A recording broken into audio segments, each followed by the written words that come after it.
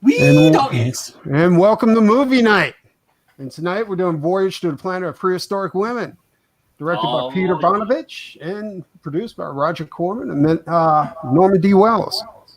And it is a horrible, horrible movie. Well, I mean, that's just one opinion of it. Well, actually, it's a lot of opinion of it. But anyway. I have no recollection of seeing this before, and I made a point to not watch this last night in preparation, so I'm going in like you guys, like, not necessarily knowing what to expect. Except you've seen this before, right, Preston? Seen it is a loose word. Like, here's the deal. Like while I'm working, sometimes I'll put on like the worst stuff, dude, and just as a distraction in the background. And I had this movie on in about, dude, it is bad. It's like season 3 of Friends, right? That probably is the gayest thing I've ever heard. You see, that's the thing. I'd much rather watch stuff like this than watch like regular movies. I'm there. These movies can at least maybe be entertaining. Mm-hmm. Well, sometimes they're entertaining. Sometimes they're just painful. But sometimes you really want it to be a bad movie. Oh yeah. I like, some people have a sweet tooth. I have a shit tooth. Yeah. Yeah. All right. Let's get this thing rolling.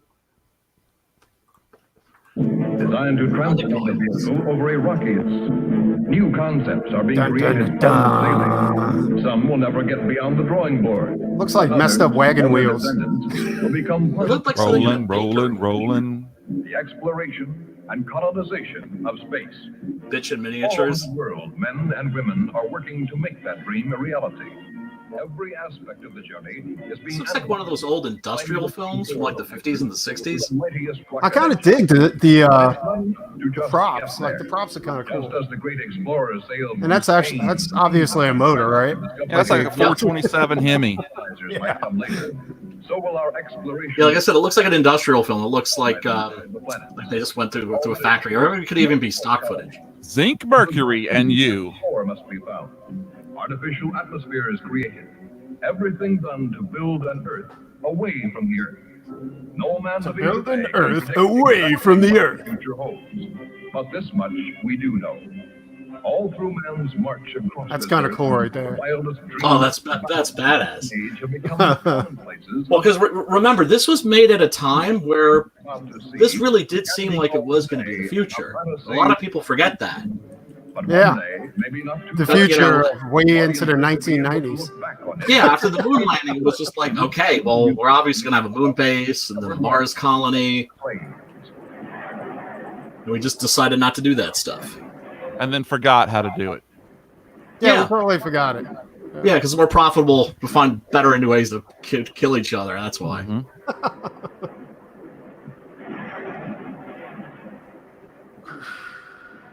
That must be the seas of Mars. Great, now I've got to pee. That's okay. I'm wearing a catheter. I've got my spaceman underpants on. I went to the quarter and got a sneaky leaker. A sneaky leaker? What is that, like a little pitcher you carry with you? It's kind of like a catheter. I think it's more of a condom with a tube on it. And you wear it while you walk through the quarter. Oh, okay. And the tube leads under, like, out of your pants leg, so you can use that's a cool idea. Yeah, you live in a whole nother different world. It's filthy. It's a filthy thing.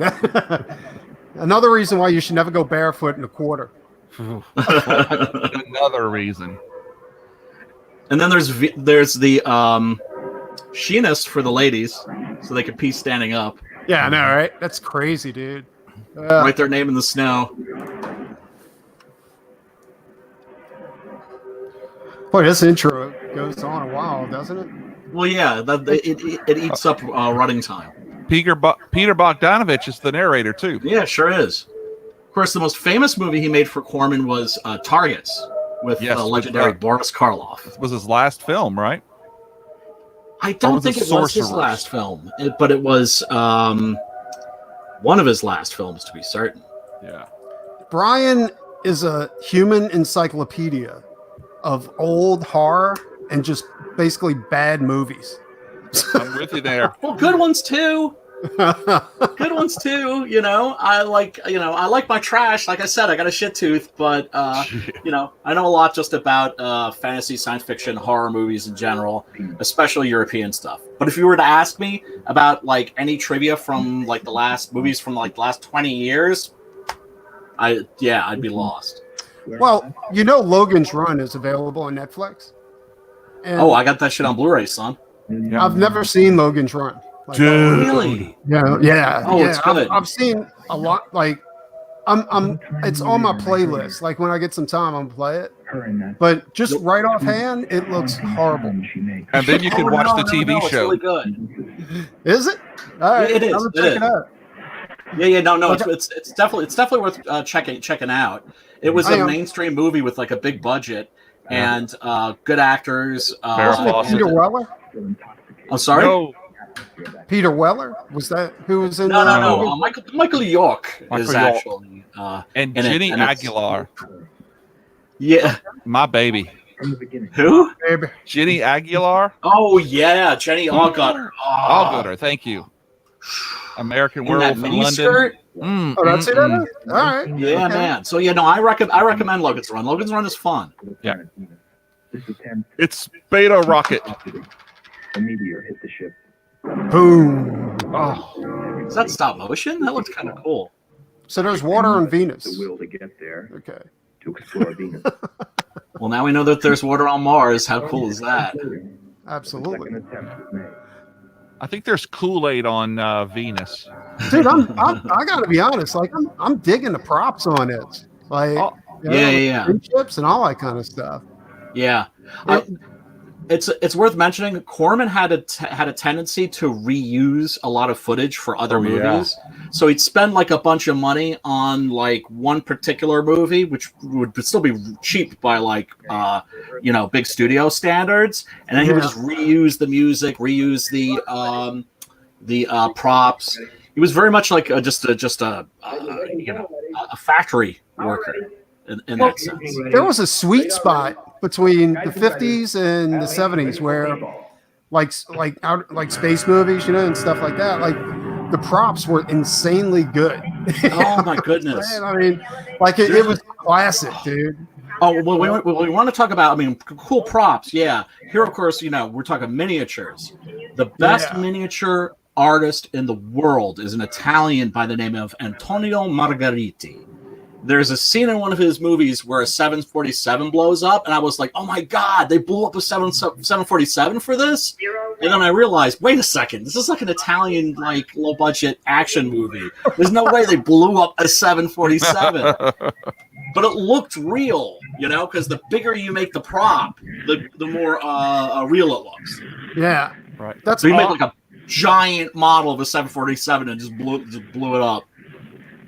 I've always loved prop makers, dude. Like all those Godzilla movies where they construct the whole city, and the ocean, God. like where Godzilla's running through the ocean. Like that's actually inside of a studio.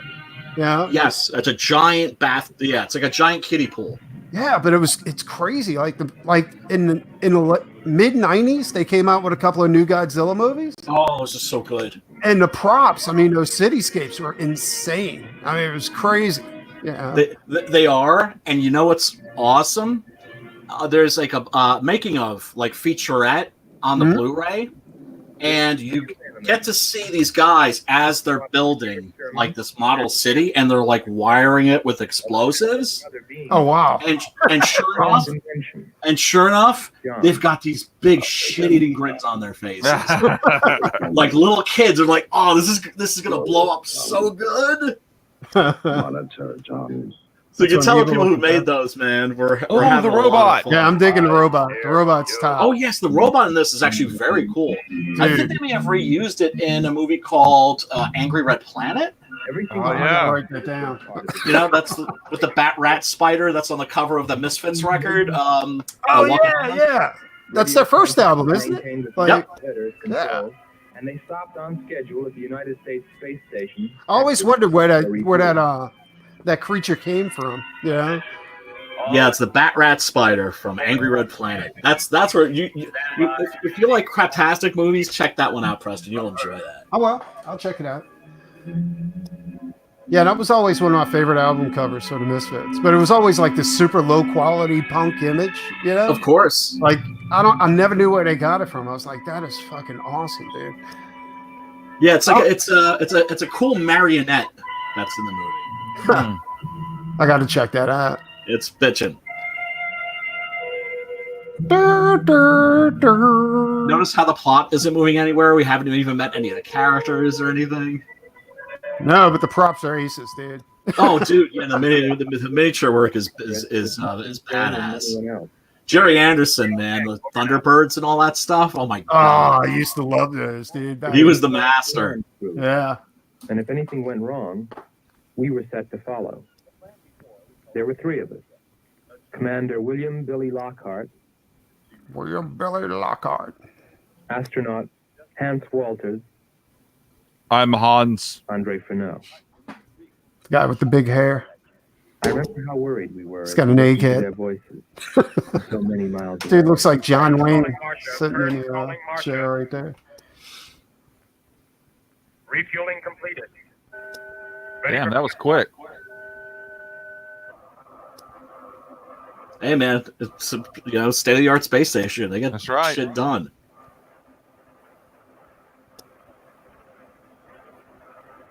That's how you do a moon landing right there. You see how they're prancing? It looks like they're in low gravity. Yeah. That's how we should have filmed the moon landing. And we should have that a robot. there too. Yeah, he's like a bargain basement Robbie, Yeah. but still cool. Well, that's a cool little timer around the viewport there. Yeah, I can dig that. Kind of looks like an Apple Watch. Actually, it sort of looks to me like something out of like a video game. You know what I mean? Like the That looks HUD. so badass. Mm-hmm. That'd be like your life bar or something. Uh-huh. I am Commander Hans. Dur, dur, dur, dur, dur. Is it just me, or is that like a huge bong in the middle? Oh man, I mean, what else are you gonna do in space? Exactly. You know. America. Fuck yeah. Yeah. Fuck yeah. So kiss my Bye. ass. Suck Have on fun my in the balls, spaceship. vodka. Bye. How'd they do that back in the day without green screen? Matte painting. Nap paintings. Yeah. They paint on glass and then kind of shoot around it. Yeah. The master of that art form was Albert Whitlock. He did like visual effects on like, I don't know, every movie from like the 70s and like the early 80s. Yeah. So they would paint on glass and just go ahead and move it around. Like, that's awesome. Absolutely. Planet of fire below us. No, dude, that's Mercury. We took the wrong turn. At any moment now. It's interesting that this is dubbed too, because it means that they shot this without sound. Mm-hmm. Which is how the Italians shot all their movies back then. Yeah. Spaghetti westerns. Yep. Yeah, we used to watch it. Well, me and my dad. My dad actually, I became a fan of spaghetti westerns because I had to, because that's all that was playing in the house.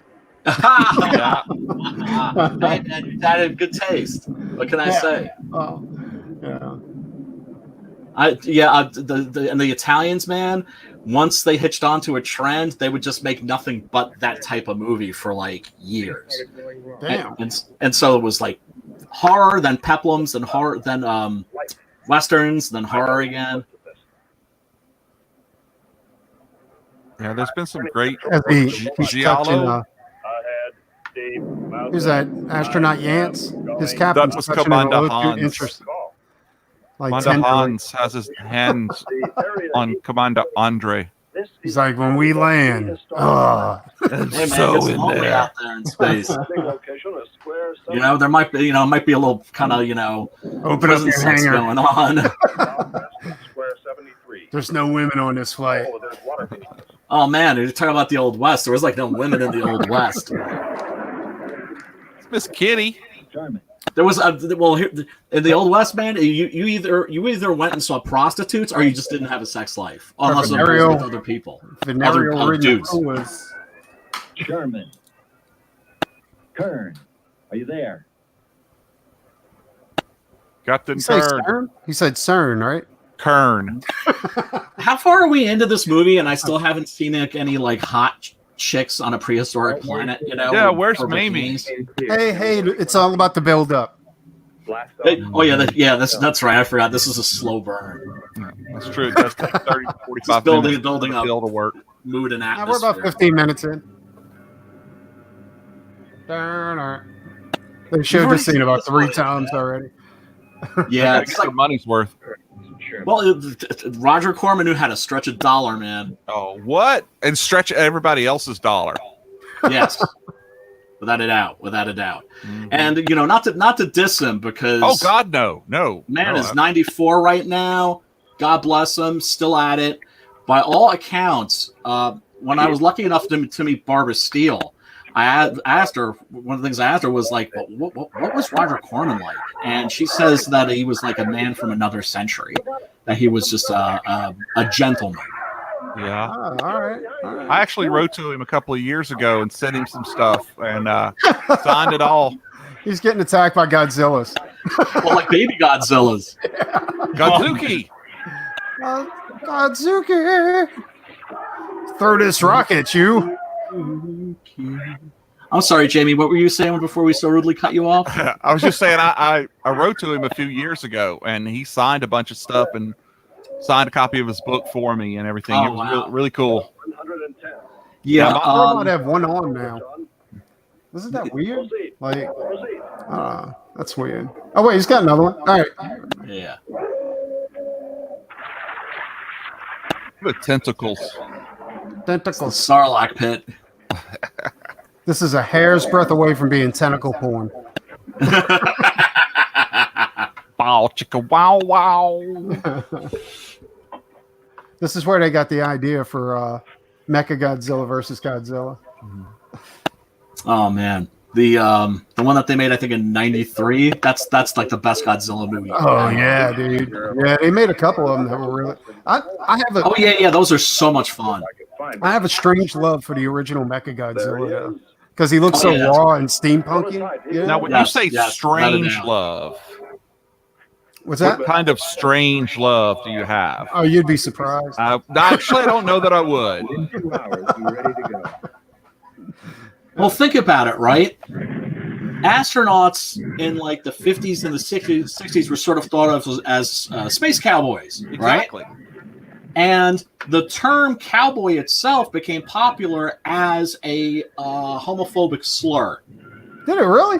Yes, because cowboys were very well known to have consensual relations out on the trail. I wish I would quit. Like prison sex, like like if it's warm and it's concave, like it'll do. So you're saying Brokeback Mountain was a thing like that? Oh yeah, absolutely. Get out of here. Yeah. That's one of the reasons I found the controversy over that movie just so hilarious. It was just there was so much like situational homosexuality in the movie because it was just dudes. You're ruining the good, the bad, and the ugly for me. I just want you to know. Oh well, the good, the bad, and the uglies. They're fighting the Civil War in Texas, and the Civil War was never anywhere near Texas. Draw you a pistol. Which one? So good, man. I can't imagine my childhood without those Sergio Leone movies. Mm-hmm. Yeah. But there's also so many other great Italian crazy, dude. I never knew that. I never knew that Brokeback Mountain was a real thing. Yeah, it was. Yeah, well, think about it, man. There was like 100 guys to every woman. Yeah. And the only women that were around pretty much were prostitutes. Well, they were like, I was watching a documentary on Abraham Lincoln. Mm-hmm. And he was thought to have a friendly affair with his best buddy. Mm-hmm. They would sleep in the same bed and stuff like that. Yeah. Yeah. Well, the Kinsey scale. And human beings haven't changed or evolved in 10,000 years. So. Well, the Greeks used to do that on a. Oh yeah, it was like a manly thing for them too. Like And when the they had Spartans. orgies, they had orgies. You know what I'm saying? Like, it Oh was- man, the Spartans. When you're a every hole Spartan, was filled. yeah, My God, this conversation took a turn. the Spartans. Well, think about it. Bring These on the women. dudes are off in space with nothing but other fucking dudes to look at. It's like this movie. Yeah, like it's like being imprisoned. I mean, it just. Maybe there wasn't some wild Oh man, like my favorite story about the Old West was Mark Twain said he saw this. There was a guy who rode into town. The people in the town found out, the men, because it was all men, in that town, found out that he had his wife with him. I knew it. And they surrounded his wagon and were just like, bring her out. No way, dude. Right? Yeah. And so he was just like scared witless, but like, what's he going to do? They're like surrounded, right? He brings her out. Suddenly, all the guys, their hats. How do you do, ma'am? Pleased to meet you, ma'am. What's your name, ma'am? They just like were psyched because There's they're a woman. going in to have a town. woman to look at because they're in a mine every day for like 3 years looking at other dudes' asses. Jesus Christ, dude. Oh wow. Yeah, so it's brutal. Well, I've always heard stuff like that. Like that's one of the reasons why they put. Isn't that why they put saltpeter in the military food and stuff like that to make sure that there's no fraternizing. Really? Man. Like to reduce the libido or something? That's what I heard. Like there's saltpeter in the food. Yes, it does. Interesting. That's sure. Now it explains why my wife does it. Venus. You know, I was suspicious for a long time. I was that your wife was putting saltpeter in your food. That's I figured. Paper. Try the port viewer. Captain At least, Over. at least they're headed to a planet with chicks on it, but right, you know, they don't. They know. don't know that. Weird rock. They're about to make your boy bust out with a Something's teddy. there. I'll switch on the outside sound pickup.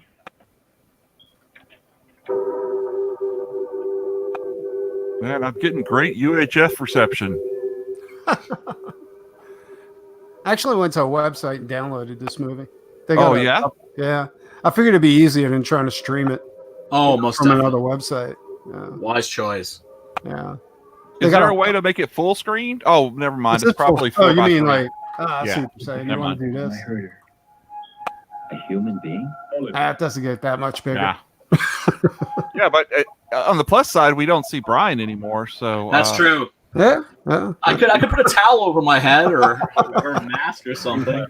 You might. You don't see my face. You're welcome. Better be good.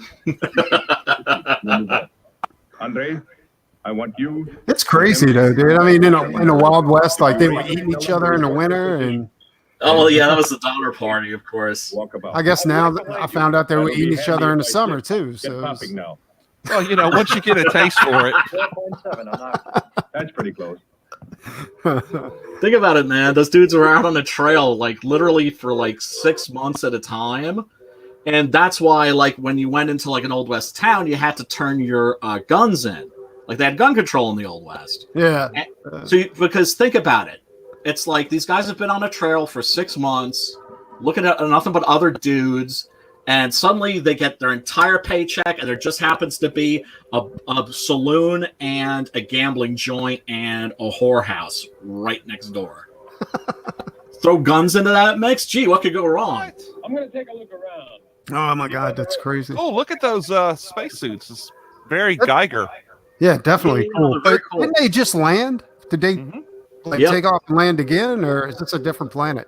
Yeah, different planet. Ah, okay. So we're about halfway in. No women. Hans, look! Chicks. This metal detector's really paying Bring for her itself. out. Bring her out. Water. That could have been acid. Stupid.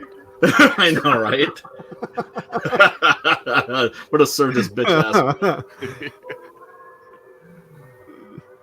One small. Whoa! Crap! Sorry. It was a weird, desolate place, It was a but weird, it desolate fascinated me.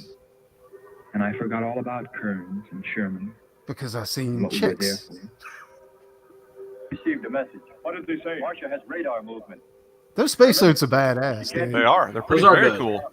One metallic. Even though it's got like a car headlight, like right on the front. Yeah. Well, I mean, wouldn't you that want shit's one? creative. Even like the like the model spaceships that are in like Star Wars, the ones that John Dykstra made, are made out of like little bits and pieces of like thousands of different model kits. Yeah, Yes. didn't they use like railroad, like a train kit to go ahead and use pieces off the engine Yes.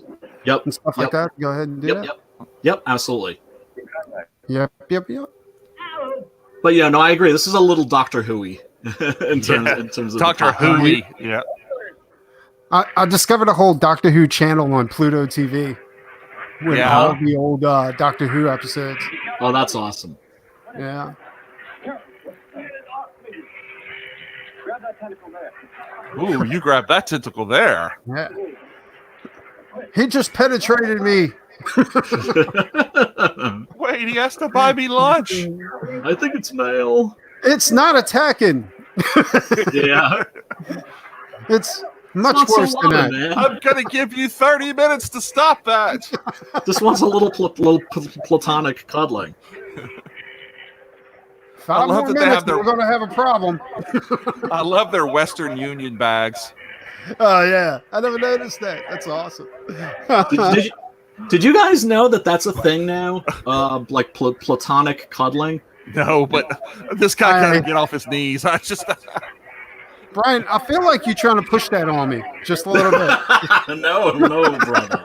No, not at all. But that's like a thing with like millennials, like soy boys.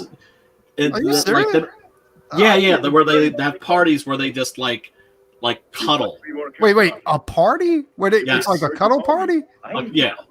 That's called an orgy. Called out to us. No, but but it never progresses past the cuddling. Sounded like what's the point? That's what I'm saying.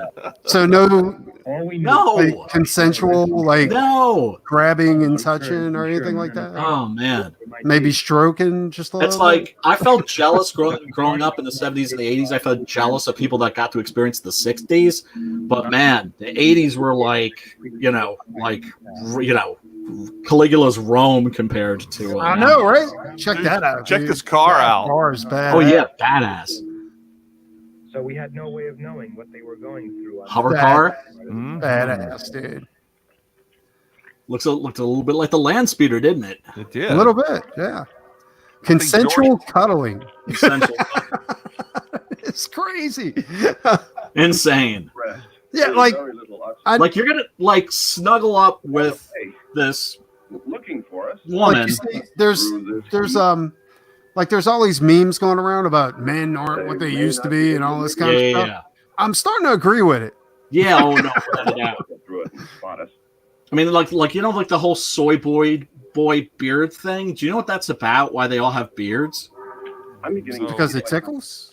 No, because it's a way of being masculine in a way that's not toxic. torn suit. Are you serious? Yeah. Getting Yeah. So they can't be like men like in other respects. So they grow a beard and that like adds a little non-threatening masculinity. Huh. There you crazy. go. You see, you're making me want to shave. I know. Well, I mean, I've always had to wear a beard. I like look, it. Yeah. I'm like baby faced. Yeah. Yeah. That's crazy, dude. Like, Insane. yeah. Oh, I feel dude. so bad for my millennial friends. And people I don't know. I don't know. I just don't get it. It's really crazy. Like, I think, and I hate to say this, but I think it's because too many women are raising boys. Yes. You know what I'm saying? Like, Yeah. if I'll Can't be a man unless you see a man. exactly like you Oh, need oh, somebody wait a to come minute. teach you. It's the robot shower scene. Ah, Oh all man, right. look at the toes. That's actually really cool. I've never seen that before. Yeah. The toes. That kind of a design, the feet, the way they kind of have claws that dig into the rock. I like this robot, dude. It's cool. It reminds me of Forbidden Planet. Of course. Like I said, Wasn't he's there like a like a- bargain basement Robbie the Robot. Isn't Yeah. there like a Johnny Cool. Sacco rabbit or something? Rabbit robot. I love that show when I was a kid. It was great. I especially loved it too because it had a downer of an ending. Oh yeah. And as a little kid, that's one of the things I loved about horror movies. They always had downer endings. Yeah. And I always felt they were more emotionally honest. You know, I couldn't relate to like the Brady Bunch or Happy Days or any of that crap. But I'd watch like a good horror movie, and I'd be like, Well, that's more like real life. Well, I always thought like the Brady Bunch, Happy Days, all that shit was just too fake. You know what I'm saying? Like, shit ain't like that. I came from an abusive home, though. You know what I'm saying? So I knew it wasn't like that. And and especially stuff that was made for kids, man. When you're being dishonest, because your duty as an artist is to truth, and if you're being dishonest just to a general audience, like the grown-ups, that's bad. You're being dishonest to little kids. Like, really? That's why like the Germans and the Japanese understand this. They understand that like little kids, they kind of like to have their stories a little bit a little on the dark side. The original Grimm's fairy tales are horrific. Right. Yeah, but they had to soften them up for kids. Like, from what I understand, the original Red Riding Hood, like, she actually got eaten by the wolf, and they never cut her out. It was like she gets eaten by the wolf at the end. But Cinderella's the worst.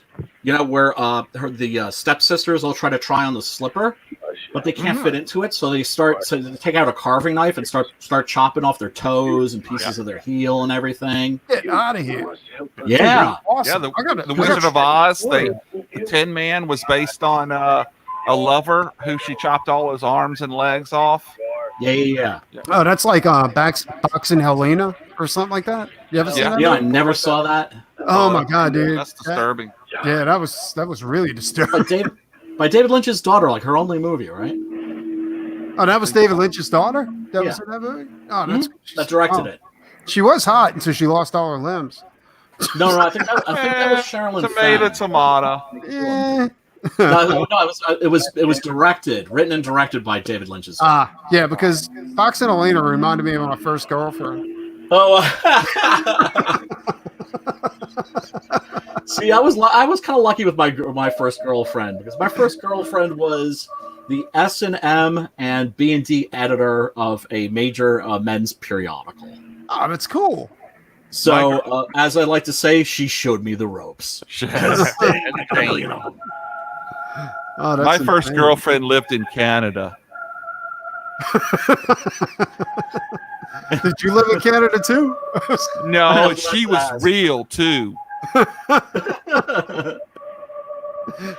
Preston, you're engaged. Congratulations, man. Yeah, I'm getting married in the spring. Nice. It's weird. You say you're never going to do that shit again, and next thing you know, dude. Because it's love. Because it's love, man. Because it's like we could shut that part of ourselves off. Well, maybe. Here's the thing. Like, a lot of guys don't want to admit this, but I freely admit it. Yeah. I can't be by myself. I can be touch yourself too much. There's certain things that I just can't do by myself. Yeah. I'm not talking about the obvious. Yeah. No. I also, like, when I'm not with a woman, I feel like there's something missing. Also, like when I don't have a cat in the house. You know what I mean? There's like a lack. That there's like somebody should be there. Exactly. Same thing here with a dog. With the dog. Yeah. Same thing with Oreos. Yeah. No. Wait, what was that? Well, was there a chick? Oh, they're like, yes! Finally. They're washing up off the shore. They're scattered all over. They got seashells on their bikinis, yo. Man, somebody threw away these perfectly good white women. What trips me out is the seashells. Like, is that normal on Venus to have those giant seashells on their boobs? Yeah, they should be much smaller. I agree. Way smaller. Or just not even be there at all, Like in Edgar Rice Burroughs' John Carter stories, Deja Thoris is naked. Our sisters are awake. I always liked the way actresses looked back then. Yeah. Like they still had look like hippie vibe. Pin-up models. Yeah. cheesecake model. Is that what they used to call? Or pin-up models.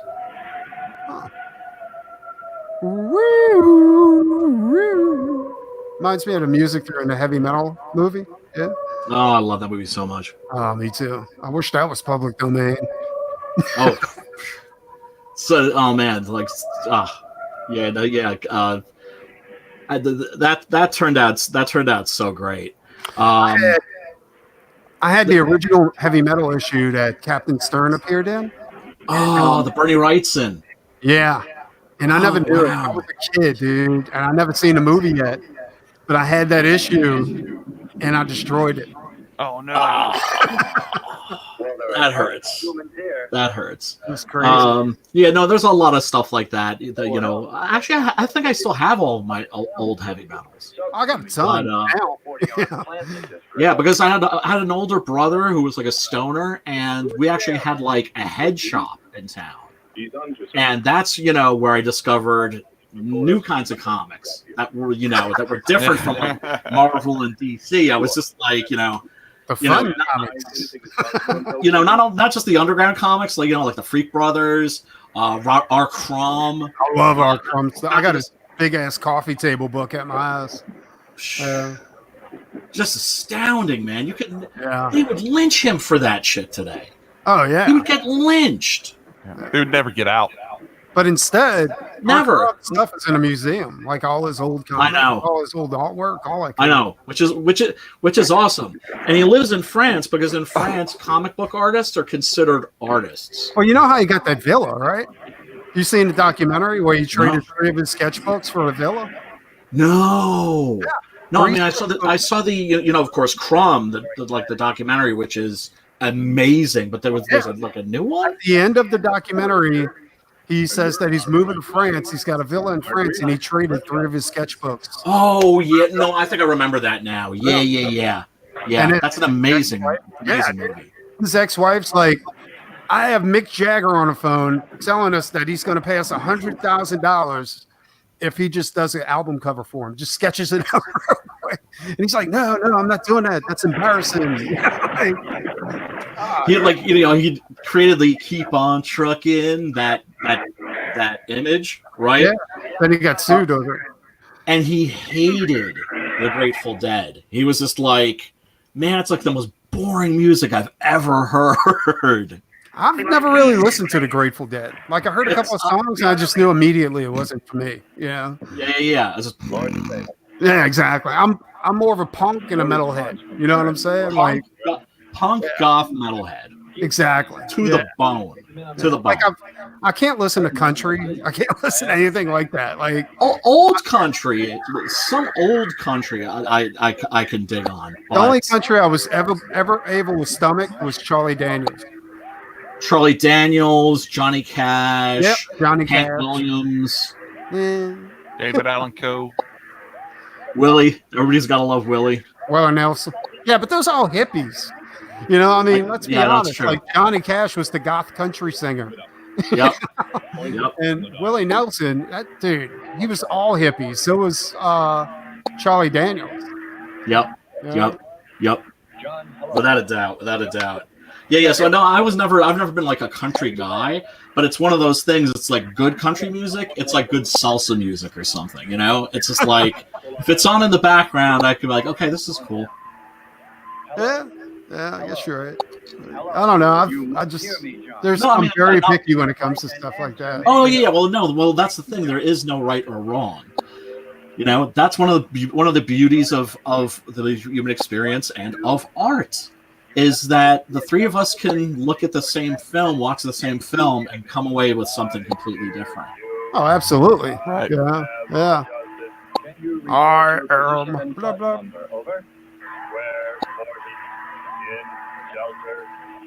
Tell me what The robot is talking like a robot.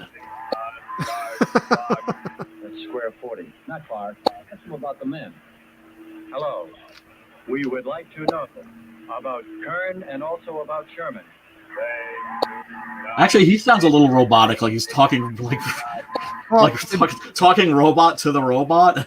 Your boy sounded a little bit effeminate when he said, "Ask him about the men." How much? Yeah. Yeah, just a little bit. It's like, hey, ask him about the men. Well, he hasn't seen the chicks yet. Keep an eye on the Because I'm wondering, it's just like, yeah, no, like, I mean, obviously you'd have like, you know, gay folks, trans folks, you know, the whole bi folks, you know, the whole human spectrum. If you had, you know, an actual like a pioneering exploration of space, you know, all on a ship together. So I'm just thinking that, you know, are these guys like all straight, or like some of them could they be turned just out of like a feeling of necessity? I think that robot's got a special setting. Like prison gay. Maybe the robot's wired that way. Yeah. It's got a special port. Oh man. Yeah, but what if he bends you over and he's into pegging? No, it's my turn. Hey, bring the girls back. I have one tablet. Place the tablet in his mouth. You need a Tic Tac. Do this He quickly. needs a dentist. Jesus Christ. Revive him with water. Like, seriously, if you was to go to a planet and it was only women there and that was the whole just splashing water all over his face. Fill his helmet with water and close the lid. You know what? This is looking familiar. I think I may have seen this when I was like a very little boy. I think he just put a Mentos in his mouth and poured some Dr. Pepper over him. Stay that way. And then close the Close the lid. The shield. You'll be fine, Robert. I will return for you. It almost looked like pee porn for a minute there. I'm ready with the Hey man, look, robots are basically slaves, right? So you know what if they get pissed. We're in for it now. This is bullshit. I'm not doing this. So, say you do go to another planet and you're an astronaut, right? Yeah. And you run across these women, a whole race of women, but it's only women. So, what do you like? What do you tell them? Like, as far as like hand jobs and First you go blowjobs? Is swimming that with like? them. Do you say First like, you go here's how swimming we? with them. This is how we say hello. For here, No, it's just like you would find you go slow, you know. First, you know, hey, let's go skinny dipping, you know, and let her notice the difference, right? Because eventually she's gonna get curious and she's gonna ask, right? If like Quentin Crisp, the writer, said that if an alien were to come down and land like in a nudist colony, and the first thing they saw was a nude man and a nude woman, they would go, well, what's that? So what you're saying is you wouldn't take it out, wave it around, and say hello. No. You just like it's like a non-sexual nudity. You know what I mean? Like a nude beach or something. No, I'm just saying. Like, would you say this is how we shake hands? I'm saying, you know, this is before you bust out the Barry White. You know what I'm saying? Because first she's got to know the difference. They've got to know the difference. And so there's no death by snoo. And then and you have to be honest with them once they start asking. Yeah, this is meant to go there. And this is 9 inches. This is what we call a foot on my planet. we use our mouths for things other than eating and talking and drinking and yeah. Oh no, their bird's dead. I think the bird was killing them. I mean, most of these girls probably have no idea that they have a G spot. Mm-hmm. You show all these girls their G spots, man. They will. You shall be king. Yeah, seriously, they'll be grateful. I don't know, but a planet full of women, they've probably figured it out by now. I think they did. Yeah. Yeah, that's a good guess. Demons have destroyed our god. We must carry Right, because they don't know about men, but they know about chicks. That's right. See, this is where this movie gets weird. Carry him. They take Oh, they're reverential with the dead pterodactyl. That's their. They said that was their god, Oh, snap. and those horrible men, killed it. Yeah. Oh, so when they first meet, they're going to they're going to be wielding spears or something. Now, if you were to go to war with them, would you take your ding ding out and be like, "This is how we make war"? No, I'd be like, "This is how we make peace." Baby, this is. Oh man, I'm like seriously, Barry White. I'm the white Barry White man. Well, what do you know? Hello there, baby. Seriously, I'm romantical. Hungry! What is it, Hans? As the great American poet Flavor Flav would say. That's only a petrified See, tree. this is how they should have filmed the moon landing right here, because it looks like they're out of space. Well, moon landing's been done, right? And that shit looked legit. So would you want to like? Mars landing's next, right? Hasn't Trump talked about a Mars landing? Yeah, they turned him down. They said they couldn't do it. Yes, a reptile. Space Force. That flying Sucks. monster It's such a disappointment, man. Such a disappointment. When you were a kid, didn't you think that we were gonna have like space stations and shit? I wanted my flying backpack. Yeah. Oh, everybody wants that, but you don't. You know what? We don't need that. You don't need that. You'd get hurt. Sex robots. Well, Yeah, also, dude, those are right around the corner. healing nanites too. I mean, I'm not stupid. Okay, all right. Dude, that's a good point. We cried for the flesh of your spirit that lies dead. Because there'd be a certain moment where you'd be like, "Oh shit, I think strapping like a rocket to my back is a bad idea." I think I got a burn. Or you know what I'm saying? It's not the going up; it's the coming down. That's what. Seriously, I would go skydiving. I might go bungee jumping. I would never fly in a helicopter.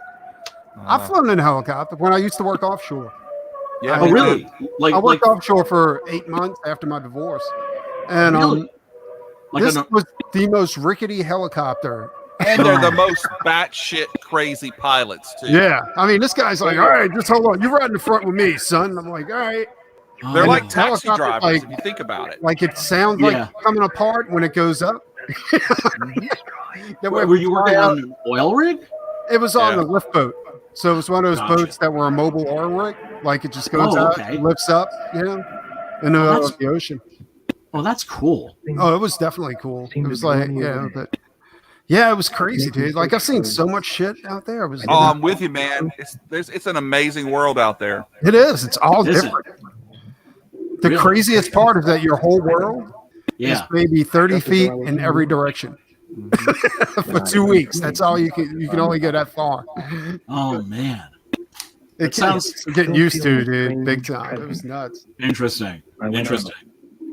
That would be interesting to write about. And Brian, that's- yeah. it was all guys on the rig. Oh. Then, as quickly as it came, that weird sensation vanished. Imagine how that did it start reeking? The sea. Were people generally pretty good about their hygiene? You had to be, because you would hear it from the other guys on the boat. Right, because you're all pressed in too, so it's just like Out there, like if you throw a punch offshore, it's a felony automatically, whether the person gets hurt or And I not. found nothing. no You know? shit. Yeah, except a rock automatic with a felony. shape, Interesting. and that could serve as a Did special. y'all work Nobody- 24-hour days? 16-hour days. Yeah. See, I used to work a crew boat, and so we were 12 and 12, Yeah. and we share bunks. So Did you now? yeah. So every time you took one guy slept in it while you were at work. Yeah. Oh. No. Totally different story. So you had your own sheets, your own blankets, everything. Well, I was me and the mate shared a cabin because I was the engineer on the boat, and Yeah. I fucking should not have been the engineer on the boat. It's amazing what you can buy when you don't want to be a deckhand. You know what I'm saying? It's a dangerous job, isn't it? It's pretty dangerous. I mean, I ain't gonna lie to you, but the captain, if you got a good captain, it's fun. Like some of those captains were crazy, dude. Like they would They were doing heroin and crack and shit like that. Oh my god! I didn't realize that these dudes partied like that. Savage. Oh, dude, they had one that they found dead on a toilet with a heroin needle sticking out of his. Oh. Yeah, it's nuts, dude. Oh, It got crazy. It got really crazy. And then you get what is it? Golf sickness. You know about golf sickness, don't you, Jamie? no. You talking about the rot? No, the mental. You go crazy because you've been offshore too long. Yeah. Oh, I don't know. We would only stay out for 3 weeks at a time. Yeah. No, some of these guys, because they want to make more money, they would stay out for months. Oh, Yeah. yeah, no. Because you don't spend it if you're offshore. Exactly. Right. Yeah, so they're just like, I'm gonna like put in like a certain amount of hours and walk away with a big chunk of change. Yeah. Instead, they go crazy. You know, like you can't live like that for months. No. It's I've had to quit jobs before where I was like, this job's literally gonna fucking kill Oh me. yeah, me too. But it's like we're social beings. You know what I'm saying? You can't be on a boat where you see the same people. Yeah, it's nuts. I mean, you need to be part of civilization. You know? Yeah, you do. Yeah, you do. That's what trips me out about a lot of these people that like to live off the grid. You know, I'm like, I don't think I can do that. You know? It's in our nature to be social animals. You know, we're meant to live in like small towns of about 100 people. Absolutely, yeah, and it just gets. I don't know, like you got to see some of these guys, dude. Like they would never go nuts where they would just be happy. So they're not happy crazy, but just like they were very angry crazy, you know. And there's a gym on the boat, so a lot of these guys are huge. You know what I'm saying? And like none of these dudes are like doing like meditating or no. And the woman.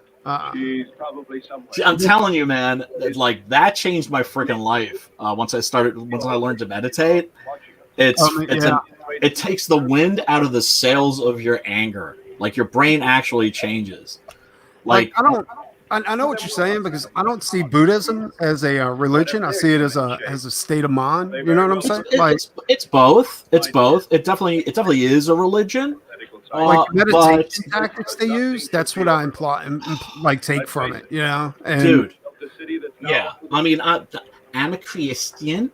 You know, not an obnoxious one. You know, I always check with my millennial friends. I'm just like, I'm not obnoxiously religious, am I? And they're always like, no. Like, I actually like frequently forget that you're religious. So I'm like, okay, so we're not being obnoxious. But why are you religious? Why am I religious? Yeah. I don't know. It's explaining faith to somebody that's never experienced faith would be like trying to explain love to somebody that's never been in love because there's nothing rational about it. Yeah. You know, and I feel like I need the something to represent the irrational things that transcend human knowledge and so on and so forth. So you're saying you need everything to lead up to something. Basically, yes. Right. Yeah. I'm the same way. Like I'm not one of those guys that doesn't believe in anything. I think believing in like nothing is just as bad as believing in a god. You know what I'm saying? Like, well, I mean, organized religion's evil. Yeah, absolutely.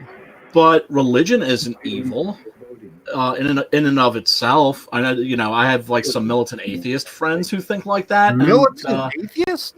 Ronald Reagan Jr. Militant atheists, yeah. They're like religion is a poison. I'm like, you know who else said that? Mao Zedong. Those exact words to the Dalai Lama. Religion is poison. You know, I believe organized religion is poison. It is. It is. Oh, dude, you gotta. I keeps it real.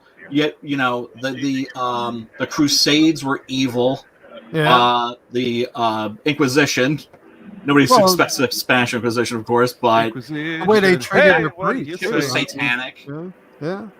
I mean, organized religion, that being specifically the Catholic Church, has gone on through time. I just don't think it's religion that makes people act that way.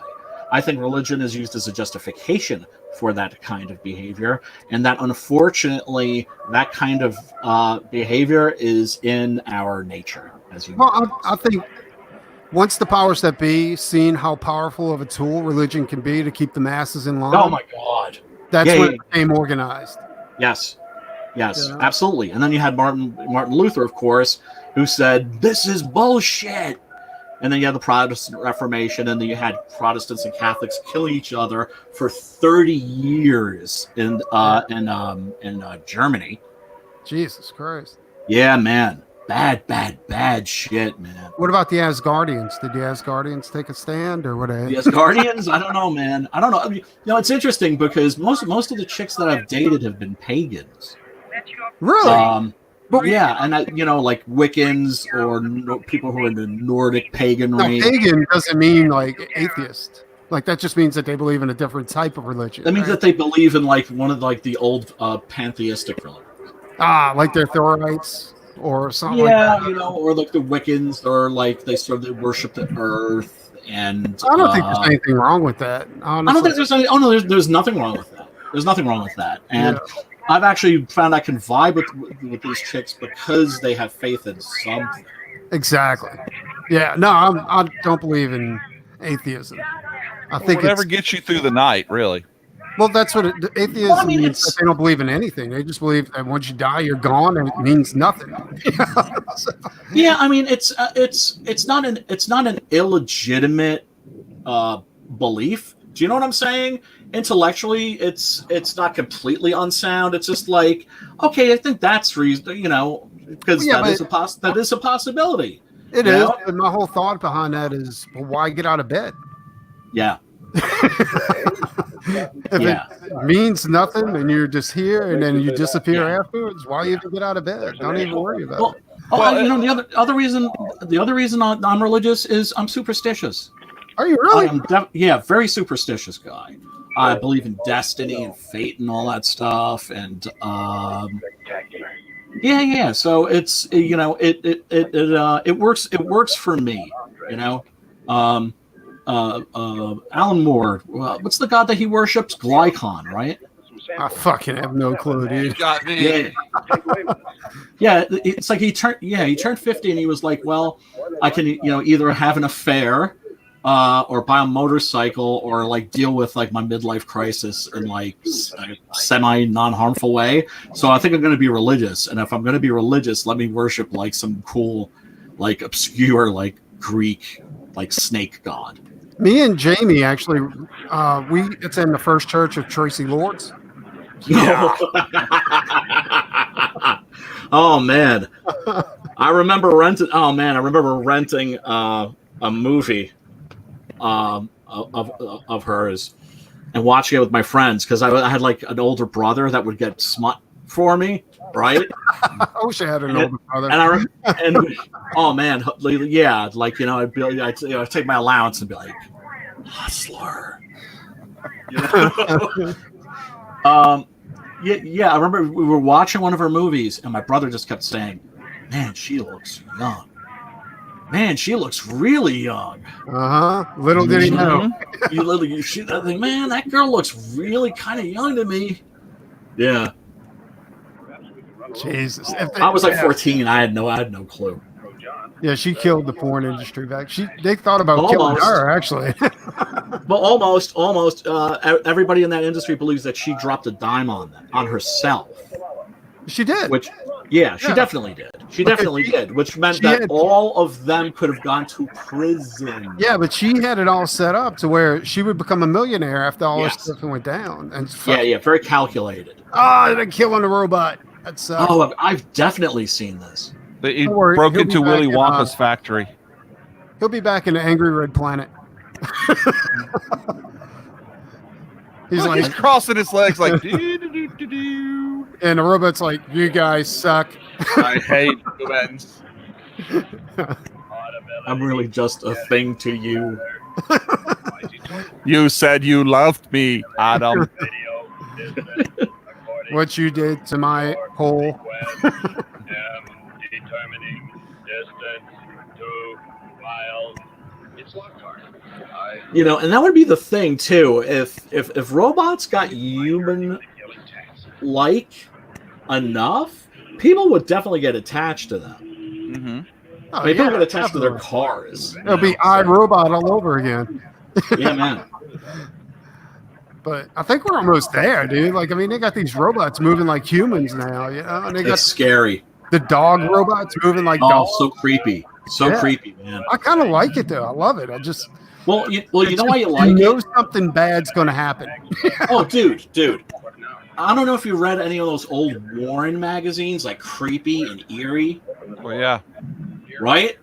Half of good those stuff. stories are about killer robots roaming the earth with like long after the war is over and like pretty much the whole world's been wiped out, and they're still out there looking for people to kill.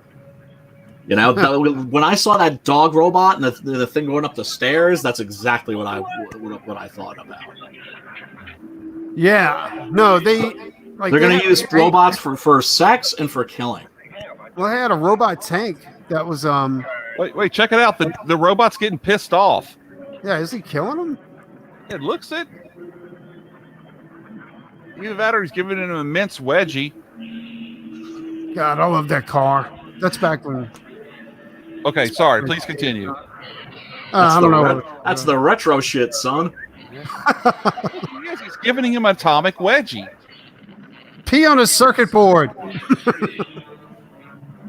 Maybe he doubles as a bomb. Oh, that'd be awesome. You see, I always thought that, like, if I had like lost my arm and I had to use a prosthetic, Oh yeah. that thing would be filled with so much cool shit, dude. Like my thumb would be, I know. Fuck a hook. my thumb would be a bong. Oh yeah. Yeah, I'd have a flashlight in one finger, a lighter in the Oh other. man. And the Swiss prosthetics are Army getting arm. really, really good because of all the amputees that are coming back from overseas. And you know, my old lady would be happy because you take the hand off, and all of a sudden there's a vibrator underneath. Oh man, oh yeah, you can attach toys and shit.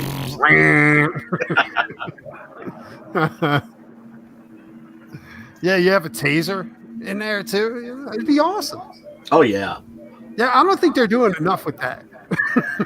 Oh, wait, because once that Cyberpunk game, I think it's Cyberpunk 2077 comes out, if people start getting like more into that aesthetic, you know, which was from the 90s, William Gibson, Neuromancer, and all that shit. Right. Yeah. You're going to see more shit. Like the Deus Ex video game series has sort of kept that alive. You know, where people have like their arms just suddenly turning into guns or blades popping out, you know? Mm-hmm. I mean, who wouldn't want Wolverine claws? Yeah, dude. Well, if you lost your arm, you can do that. At least with one of your I arms. know. How badass would that be? Yeah, Like you almost man. want to chop your arm off just to see. You know what I'm saying? A weapon that's that handy, man. Yeah. Handy. Handy. Ah, that sucks. You Oh got- man, he's going out for the count. Yeah, I definitely have seen this. Oompa loompa doopity doo. You are a robot. What do you do? I was telling my old lady I wanted midgets at our wedding. What? Yeah, no, just like dressed as clowns and stuff and running around. Just, I thought Well, are you planning on having a medieval style wedding? no, but I just thought that'd be cool. Well, yeah, but I mean, if it's completely out of context, you know what I mean? Like, I mean, if like it's- change out all the edibles over at the place with pot edibles and oh man, oh my god, man, this younger generation is out of control. and then afterwards we have a consensual hug session. Like platonic cuddling. Platonic man. cuddling. But yeah, no, I mean, you know, not that I don't love it, but man, I remember when I, in my like teens, smoking shit that would just like give me a headache and make me want to go to sleep, Yeah. and now I'm just like, can you give me something that won't have me tripping balls for like, 8 hours? Oh, dude, And- I can't. If I could, I mean, this would be the benefit for anybody else that goes to the show. You know what I'm saying? Like, I can't partake, but Yeah, That's cool. Have to be Nothing wrong with that. yeah. No, I mean I can still drink. I just can't smoke anything because I'm allergic. But Oh, that sucks. I told my doctor that. I was at the doctor's office. And I was telling her, I was like, yeah, everything's fine. And I was telling her I had what was wrong? I thought I had diabetes at first because I was feeling bad. And she's like, you got diabetes. Don't be stupid.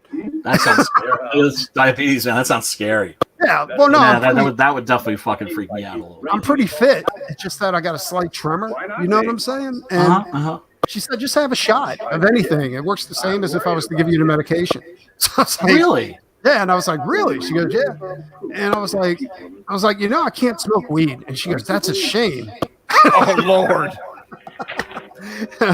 So you can't do the edibles. It's like the THC itself. Yeah, it's not with it. She explained. I told her, like when I was a kid and I used to smoke pot, it felt like my throat was closing up. And she was like, well, it probably was. Wow. No and shit. now it's to the point where if I try to smoke, I throw up. And she's like, that really sucks. Because it's about to be legal in Louisiana. It's about to be to the point where you can just go drive and go in there and get you some edibles and all kinds of crazy. Well, you know what? These kids are like mad scientists these days. I wouldn't be surprised if they came up with something tailor-made for people with your condition. I wouldn't doubt it. I mean, they got the they're like like crossbreeding plants. They're just next level, man. Dude, they have something where they run propane through like pot plants and they come out with ice, and you break it up and you light it like crack, right? And one little tiny piece of this crystal is like smoking 100 joints. Good. And I'm like, motherfucker. No way. Like, why would you want to get that high? Because you can. Exactly. And then there was like I was like, there's this big thing about vaping now because it causes lung disorders. But and like a small group of people, I think, who are overdoing it. Oh, no. I mean, I do it moderately. Like the oil they use to make the pot vape, right? Okay. The pot oil they have to use vitamin E in there to go ahead and make it like as I don't know, as a carrier or whatever. And the vitamin E turns into molasses in your lungs. Oh no shit! Yeah, so it's not the nicotine; it's the oil that you get with the pot stuff. That's wow. Oh shit! Yes, baby, it's an ingredient issue. Oh god, you're a dick. Look, I'm wearing the dead skin of our foes. Hey, this is their god. Hey. They still haven't even crossed paths. No. How far are we into this thing? I think it's almost over. Oh yeah. Yep, pretty close to it. They're just like baby seals. I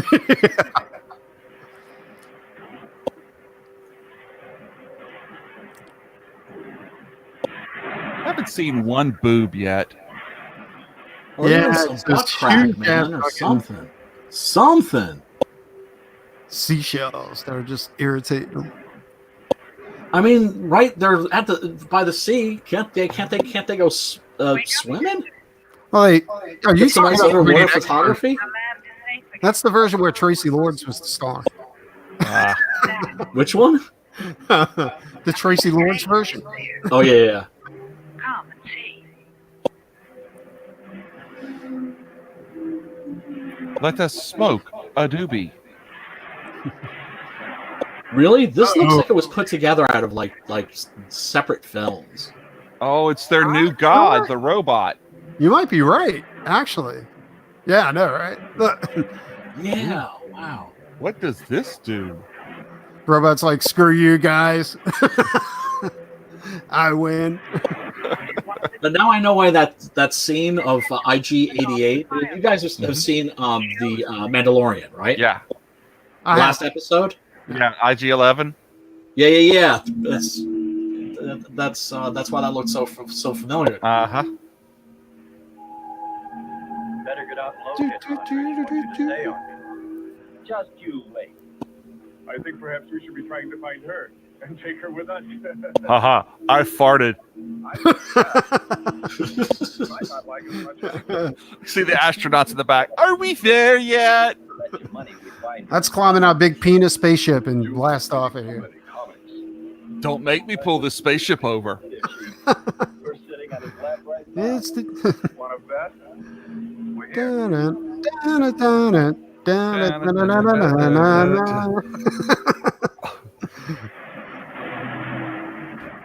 Look, they go the whole movie without seeing each other.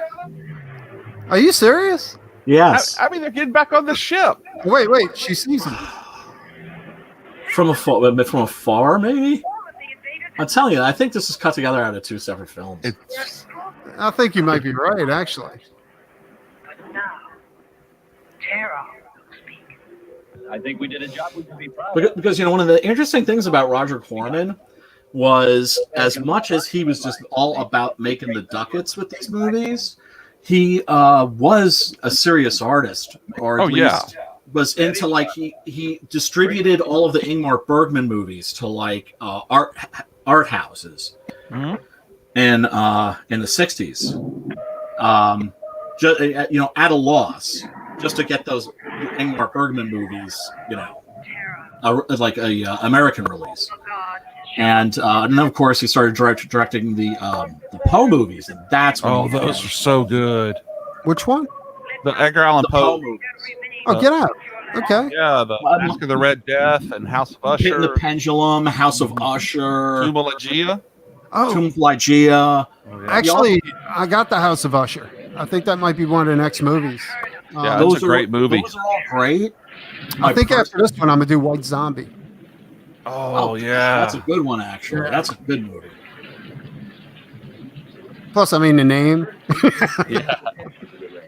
If you haven't seen that before, that's actually good. I haven't. I haven't seen that one before. Yeah, it's a really good one. It's pretty cool. It's my favorite of all of them. Well, no, it's second favorite. Mask of the Red Desk is my favorite. Now, I did stumble upon the original Frankenstein movie. 1931. Yeah, no. Was it 1931? It's the one where there's it's the Thomas Edison. The silent Frankenstein. Oh, the Thomas Edison. Yeah. Which was just like discovered. They thought that was lost for the longest time, and 20 years ago. Yeah. Wow. It showed up. But I'm not sure I'm gonna use it because you have to read it. Yeah, but what's so amazing about that? Like, what makes that movie worthwhile is the creation of the monster. He sort of like bakes him in an oven. Yeah, I seen that. I was like, this is crazy, dude. Yeah, they just basically took this dummy and just burnt it, and then reversed the footage. Cool. Yeah. So it looked like he was integrating. Huh. Yeah. Pretty amazing stuff. But of course the James Whale. That's the best. I mean, Bride of Frankenstein, of course. That's the best. That's my favorite, Bride of Frankenstein. But that's I love the best. Dude, I got to tell you, like both of those Frankenstein movies were badass to me. Even the one with Abbott. Frankenstein is even good. Yeah. I'm sorry. The one with Abbott and Costello. I like that one. Oh, that's one of my favorites, man. Yeah. That's one of my favorites. I seen that one when I was a kid, and I was a huge Abbott and Costello fan back then. Me too. Yeah, absolutely. Have y'all ever seen the Spanish version of Dracula? Yes. I'm not sure. Only slightly less boring than the one where he has an afro?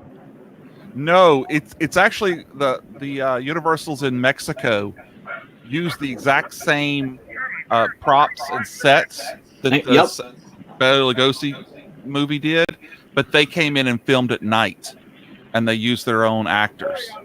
Yes. Very cool. A lot spookier. It is. The Spanish version of the Spanish language version is better.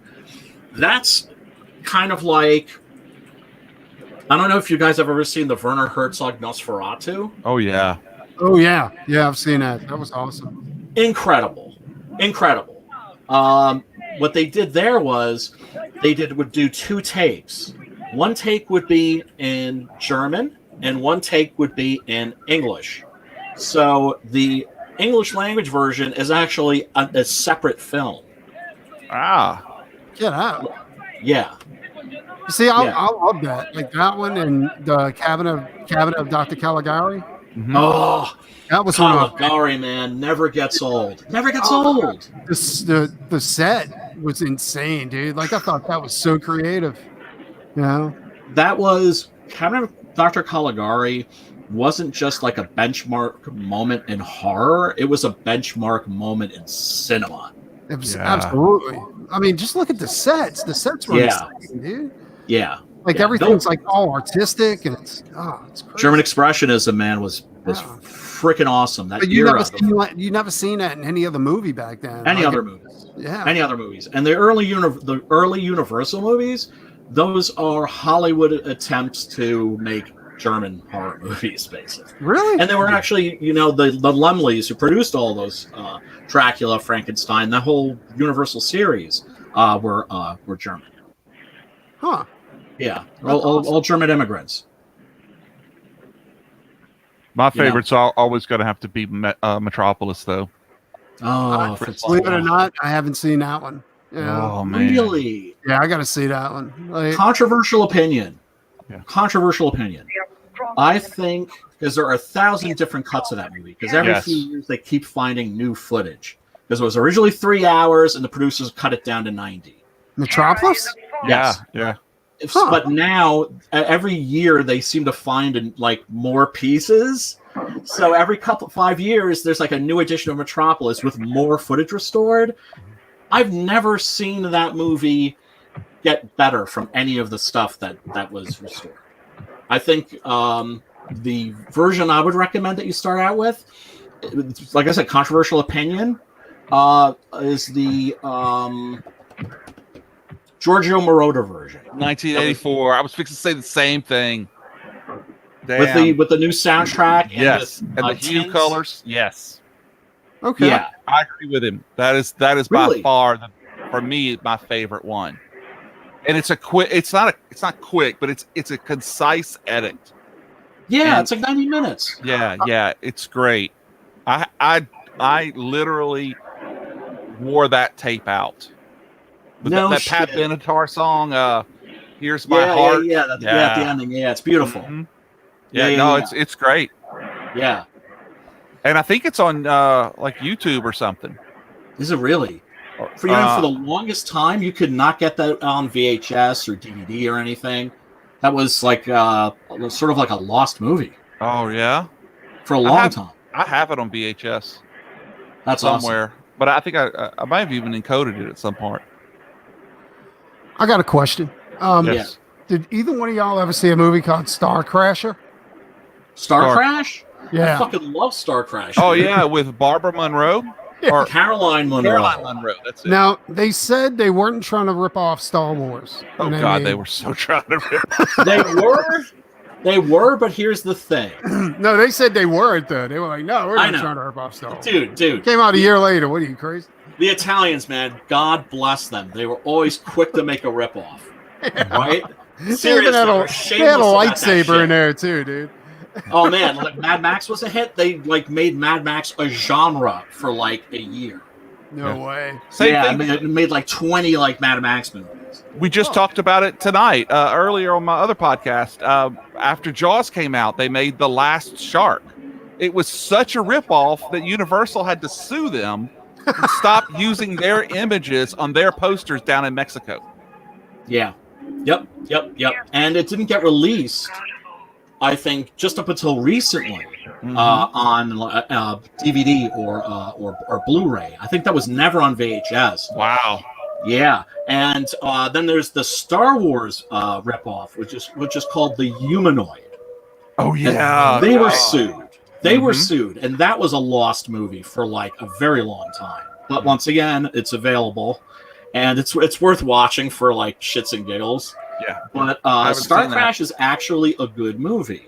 Yeah. It wasn't bad. I thought it was okay. I just It's fun. The Hoff's And in it, right? sincere. It's sincere. yeah, the Hawk, he comes in at the end. Yeah, it's got like curly hair or something.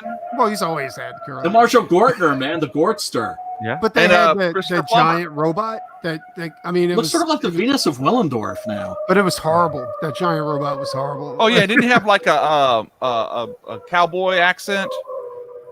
No, Oh, you're no, talking about the L. regular Yes, L. robot. No, Yeah. I dug Al. Yeah, I thought that was cool. I remember seeing that as a little kid and like cheering when he came back, Yeah. There's been no plan to return. being like, "Yes, Stella. Firms have moved on. Stella Star, I think. There's Mars. yes, Stella Star." Mm-hmm. Yeah. So that was definitely made to cash in on Star Wars, but I wouldn't say it's like a total ripoff. The humanoid, that's a total ripoff. I gotta check that out. You see, you've kind Oh, and of the Japanese version, Message from Space. get out. They got Yeah. all right. Oh, let me Oh write man, that shit's on Netflix, son. You would dig that, Yeah. Is it especially in if you like subtitle? miniatures. Because they basically did all like Star Wars style special effects, but they did them like in the Toho fashion. Do you know what I mean? So they're like Yeah. like filming these models and then like blowing the fuck out of them. Oh, it's awesome. Yeah. Nobody could blow up blow shit up better than the Japanese. Yeah. Very good at blowing shit up. Blowing up models. All my G.I. Joe action figures, man. I don't have a single one of those because of the like a Japanese. jackass, I handed them over to my brother so he could blow them up with M80s. Well, at least you had at least you had a choice in the matter. My mom made me sell mine to my cousin, and like 2 weeks later, I'm over at their place in the backyard, and there's Star Wars parts everywhere. Oh, get out, dude. Yeah, Oh, it sucks. yeah. So That's painful. That's Well, painful. yeah. Oh, that's. But I'm not that's bitter. brutal. Honestly, I wasn't allowed to have action figures or anything like that when I was a kid, because it wasn't manly in my dad's eyes. Well, Yeah, they I'm were not lying. dolls. So yeah, exactly. So what I would do, that's actually a main portion in my life where like I was forced to learn how to draw, you know, because I would go into like Kmart or whatever, look at the labels, like the Masters of the Universe packaging and all that kind of stuff. Go back to the house, draw it out, and put it on a popsicle stick. Oh, man. Wow. Yeah. No And, shit. Yeah, it was something crazy. else. And That's then, a fucking dude. That's a cool origin story. well, It is. what happened was I started getting an allowance. So I started buying comics and action figures at school from other people and sneaking them back at the house in like a paper bag, you know.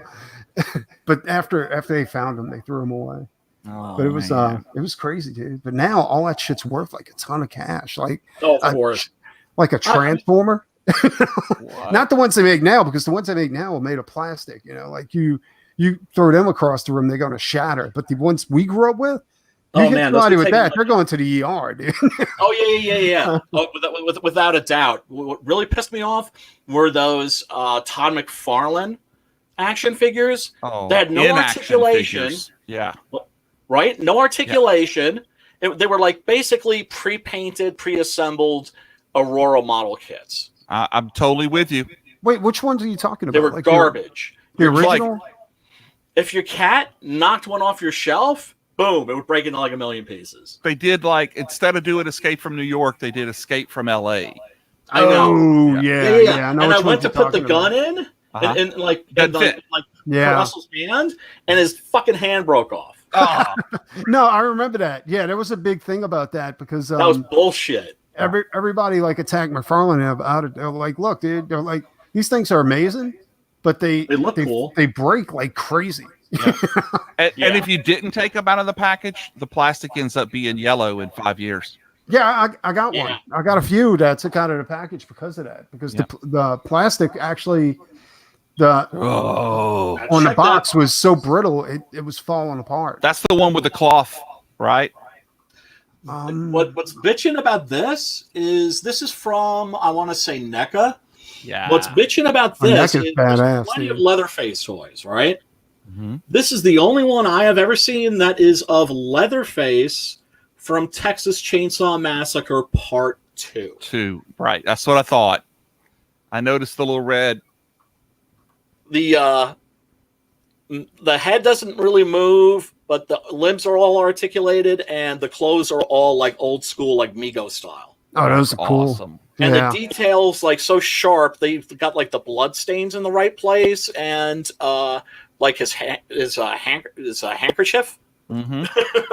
Yeah. There's a market for this shit now. Oh no, dude, there was a market way back. I mean, honestly, the NECA toys I got are the ones that they put out for Godzilla. You know, the Oh, those are great. yeah, I love those. Like Those are awesome. Shin Godzilla, like you can see the face and his tail and stuff like that. You know, and, Ooh, that fearsome. I know not like all like Godzilla fans, and I definitely am. Godzilla fans liked that version of the character. I thought it was fucking nightmarish. I thought it was nightmarish too, but it was. You had to accept it like it wasn't the Godzilla you grew up with. You know what I'm saying? Like, No. It was being played straight too. Yeah, you know, it was a horror movie. Like this was a straight up fucking horror movie. Yup. And I love that. Fearsome looking Godzilla. Oh, dude, he was soulless. I was looking at you With literally the looking. eyes? Oh yeah, you looking into a reptile's eyes. You know? Yeah. Yeah, I thought that was horrifying. And those were the same eyes that I think the monster had in like the original movie. And yeah, it's the same design, right? Yeah. But whereas he looked kind of cute when he was like when he was like a hand puppet, right? Godzilla, he would look kind of cute actually. I think a little feline, right? That fucking thing was just a straight up nightmare, you know. And the way it was walking with its hands like turned up like this, it was just like yo. Oh, it was horrible. Yeah, they had like for the Shin Godzilla when I was watching it, I could have swore I thought they did it old school. You know, like they had a guy in costume but no, dude, I was looking at behind the scenes, and what was weird is that they wanted it to look that way, but it was done all digitally. I know, and it works. It did, but I was like, I kind of wish they would have went traditional with it. I know, especially with because that's what's great about the '90s Godzilla movies, is that the special effects are so much better, but they stick to the frickin' formula. Okay, man in a rubber suit, smashing Model City, fighting like another guy in a rubber suit. Absolutely, and but with like really, really high quality effects. Yeah, and when Godzilla did his Sugar Ray Leonard impression. Yes. well, that was in Godzilla versus Megalon. I think it was Gigan, wasn't it? The one where it was the three-headed monster and he teamed up with Jet Jaguar. Oh no, that's Godzilla versus Megalon. Oh, okay, all right, yeah. That was He gets fucked up in Godzilla versus Gigan, and that's like the one movie where you see him bleeding like Gamera style. Yeah. Oh. Gamera was a bloody mess. He got his hand chopped off. The Gamera movies are so freaking like the ones that are good. Yeah, are so freaking amazing. They did one. I think the last one they did is called Gamera the Brave, and it's a children's film, but it's like a really dark children's film, and so it's all from this little boy's point of view. He finds like a reincarnated Gamera because it opens with Gamera committing suicide. Get out! Yeah, like because he's like covered in trying to remember the names of those monsters, the pterodactyl-like monsters. Oh yeah, I love those. Right? So they're just tearing him apart. He's going down, and he's just like, if I'm going down, I'm taking y'all with me. And supernovas. Yeah.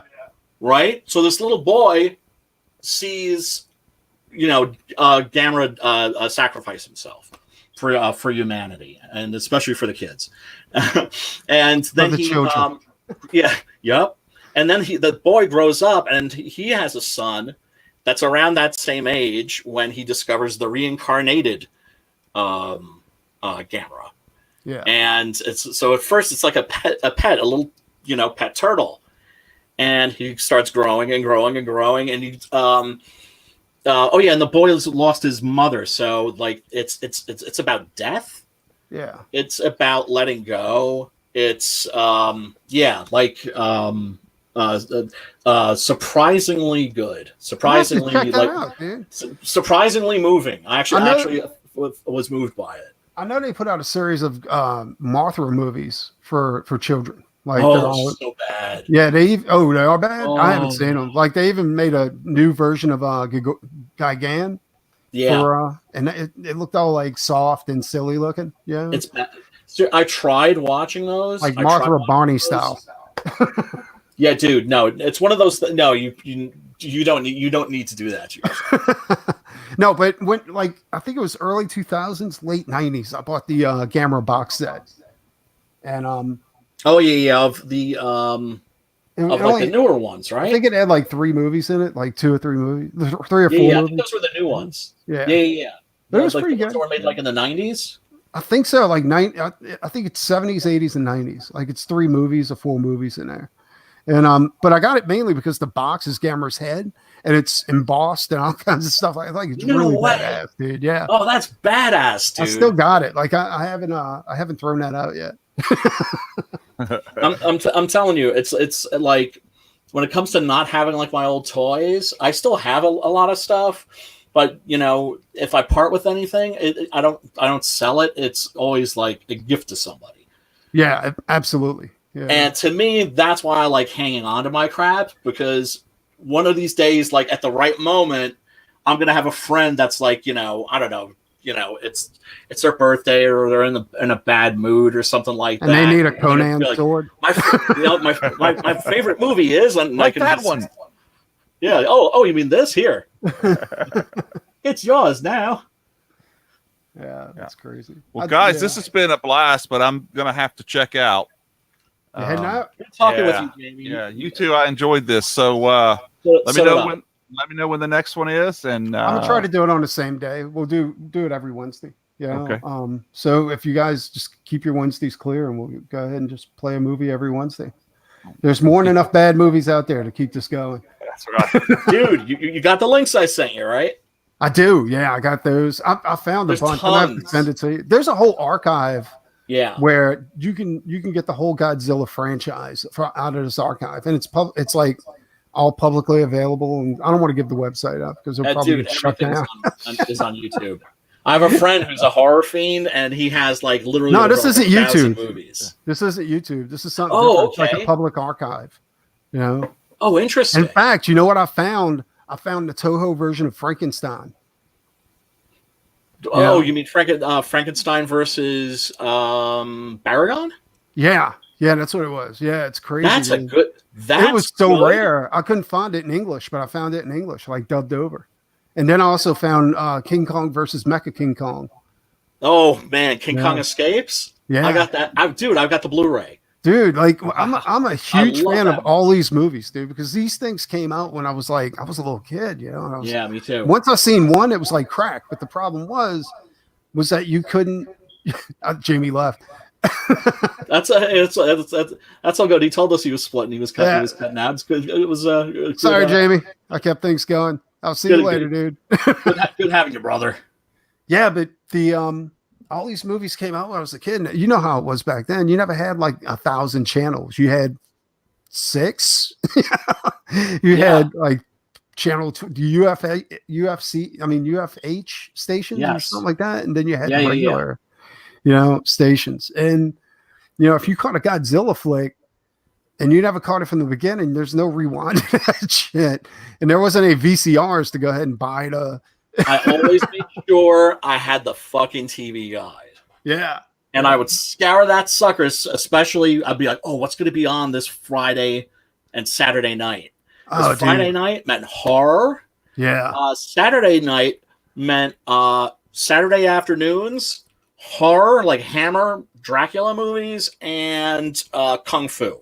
Yeah. Oh, yeah, they had the Kung Fu Theater on Saturday mornings. Yeah, I thought that was cool. That's the first time I ever seen the 5 Deadly Venoms. Oh, and the Shaw Brothers movies, what's really crazy is those are all out on Blu-ray now, and they obviously kept those movies in a vault, kept the negatives like in a temperature-controlled vault of some kind, because they're all spotless. no deterioration whatsoever. Really? Because I couldn't find a no. high-res version of the 5 Deadly Venoms. I had to settle for a shitty version. Oh, You dude, know? that's on fucking Blu-ray now, dude. It's fucking amazing. Really? It's Sweet. it's I think it's on Netflix too. All right. Yeah, I got it because I heard they did a remake. Like but What, the 5 Deadly Venoms? yeah, but I don't think they called it the five Deadly Venoms. I think Well, there was the Venoms. There was the Venom Mob. The yeah. Venom Mob was like that group of actors that was in the 5 Deadly Venoms. And then they did a movie. They did, I think, like 5 other movies together. Huh. The one that you want to check out, if you like kung fu movies, I do. I fucking love them, dude. Okay. I like the fantasy kung fu, not the true shit. The fantasy shit I like a lot too. But there's this one that's called, I would say it's more in the heroic bloodletting sort of subgenre. Mm-hmm. It's called the Crippled Avengers. It's awesome. Dude, I heard of that one. That's awesome. Yeah, that's old though, isn't it? Or is that's it? the best Venom Mob movie. Yeah. That's without a doubt. Like The plot to that's great because it opens up with this little boy. Like these goons come, they want to kill his dad. He's not there, so they kill his wife and they chop his son's hands off. yeah. Right? And so then he shows up. He finds these motherfuckers of like what they've done to his wife and kid, aces them. And he tells the little boy, like, when you grow up, I'm going to give you, iron fists. You're going to have fists of iron. I promise you. Right? So you think that he's going to be the hero. He turns out to be the villain. Because, of course, he gets, like, mechanical hands, and his father teaches him kung fu. And it's like, oh, and this is a great way to blind somebody. This is a good way to cripple somebody. This is a good way to, like, make somebody mute. And they just go around like bullies throughout the town and just mutilate motherfuckers for like the slightest offense. Like, you looked at me the wrong way, I'm gonna pluck your eyes out.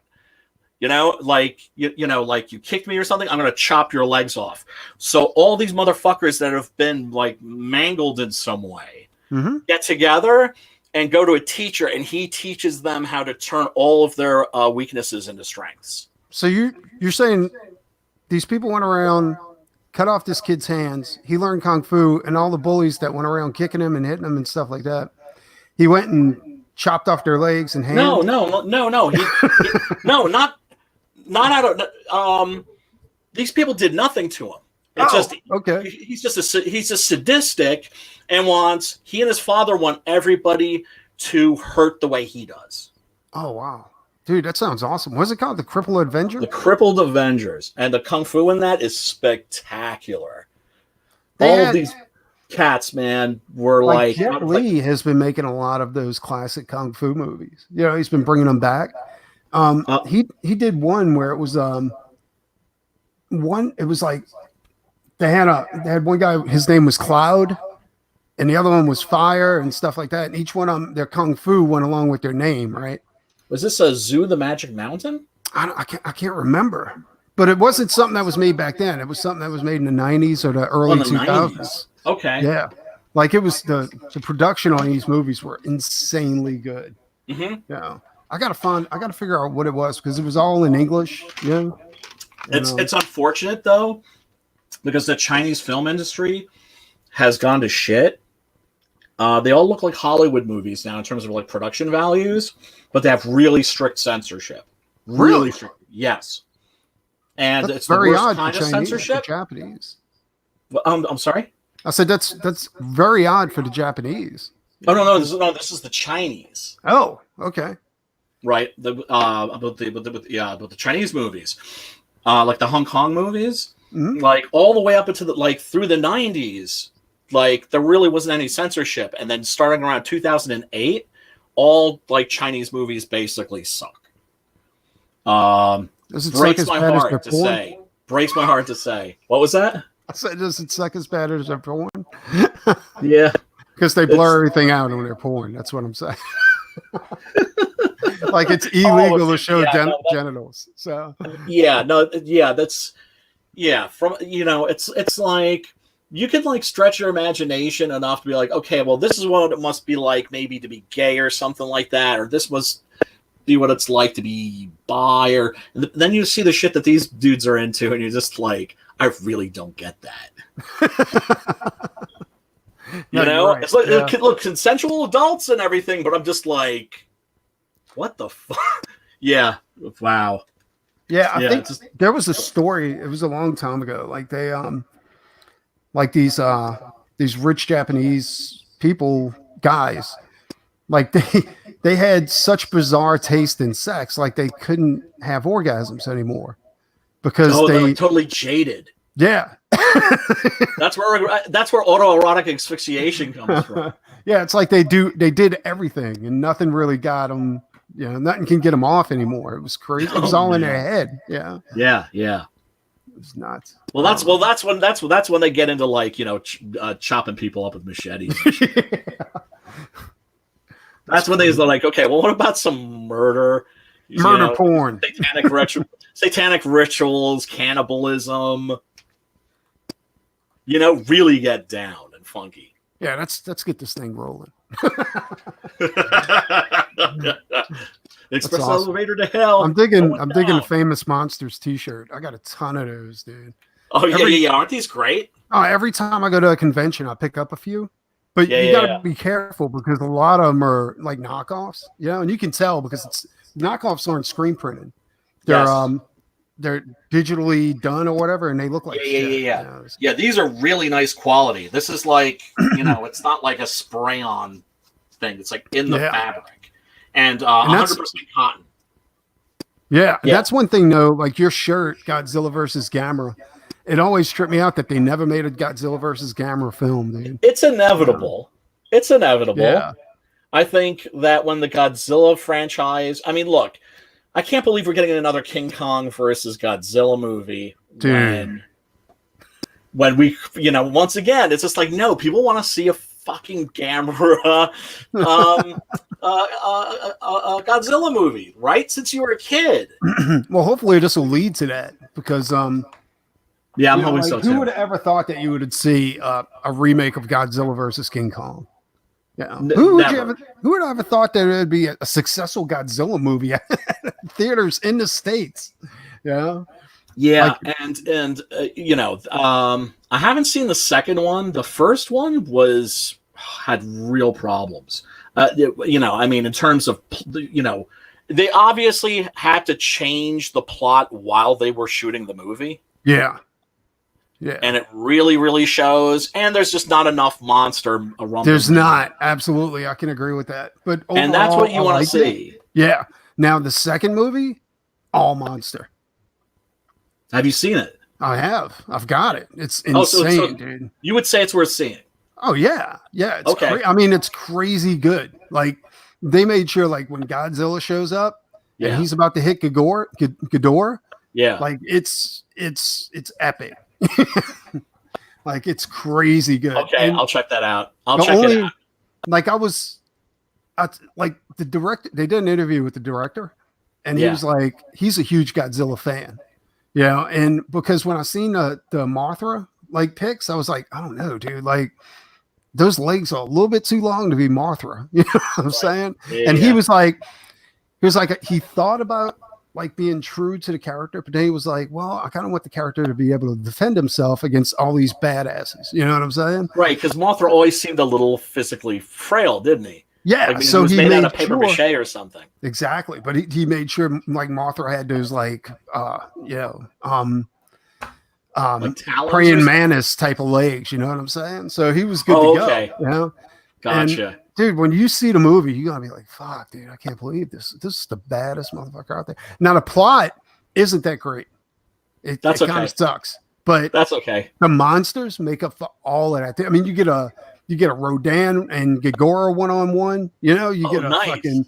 Yeah, dude, I mean, it's full of this crazy shit. You know what I'm saying? Okay, I'll probably watch that tonight. Yeah. Now I know what I'm watching tonight. Yeah. I will definitely check that out. This isn't Godzilla 1984, Godzilla 1998. Trust me, this is the good one. I will definitely check that out. Although I'm not opposed to Godzilla 1984. Like No. I think it's fun. It's a fun movie. Yeah, it's okay. It's got the Super X in it.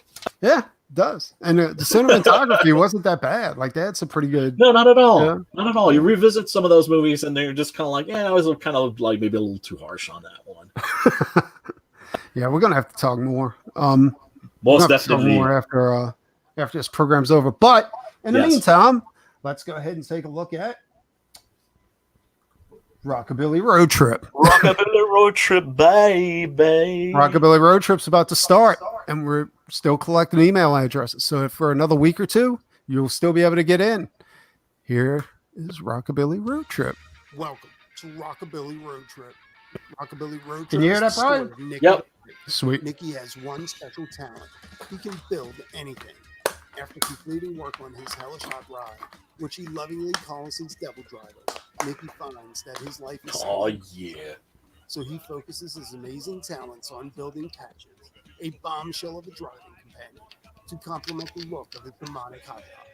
Oh, but Rockabilly Road Trip isn't anything but typical. Our heroes encounter chainsaw-wielding psychos in Texas, greaser aliens from outer space at Area 51, and a voodoo zombie infestation at a roadside stop in Louisiana are just the start of the problems our heroes run into on the road trip of a lifetime. In issue 1 of their brand new full-color series, Nicky and Patches battle a mysterious illness that is driving the women in a small Mississippi town psychotic.